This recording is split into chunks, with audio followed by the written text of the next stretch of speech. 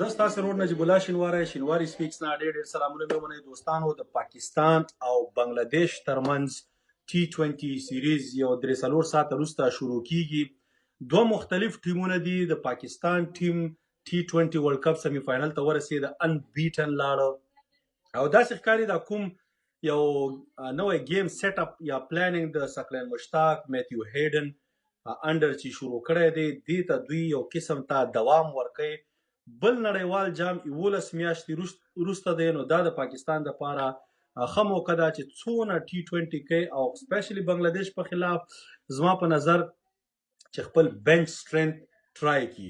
تا سره چې بنچ مضبوطي ستا ټیم هماغومره نورم ښه کیږي.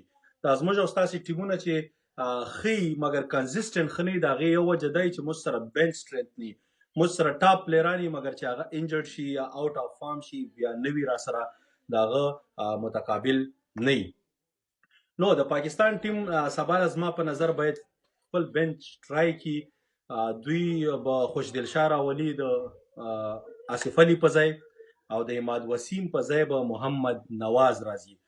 بالنګ لاین اپ کې د حسن علي ته خو ضرورت دی چې بالنګ وکړي ځکه کانفیډنس یې ډېر لو دی، مګر شاهین افریدي حارث رؤوف کې باید یو کس ریسټ کړي او محمد وسیم جونیئر ولوبوي. دا بیا د هغوی خوښه چې څنګه خو زموږ په نظر چې داسې وکړي د ریسټ هغه بیټنګ لاین اپ د پاکستان محمد رضوان، بابر اعظم، ون ډاون فخر زمان، نمبر 4 شعیب ملک پاس لاړ شي، 5 حیدر علي، 6 خوشدل شاه، 7 محمد نواز، 8 محمد وسیم جونیئر، 9 حسن علي، 10 شاداب خمان ایرو خیر، and 11 تاسرا شاهین افریدي. نو دا به د پاکستان دپاره ښه. بیا د سیکنډ T20 کې شاهین ریسټ کړي، حارث رؤوف دې ولوبوي. دغسې سلسله به د پاکستان دپاره زما په نظر ښه چې خپل بنچ سټرینث جوړ کړي. میچونه دي دې نه وروسته بیا د پاکستان ویسټ انډیز هم پاکستان ته راځي، هلته به هم لوبي. د بنگلاديش خپل ټیم هغه ثاقب الحسن خو انجرډ دی، مشفق الرحیم یو قسم ته ریسټ کړی خو هغې زه ډراپ شوی یم.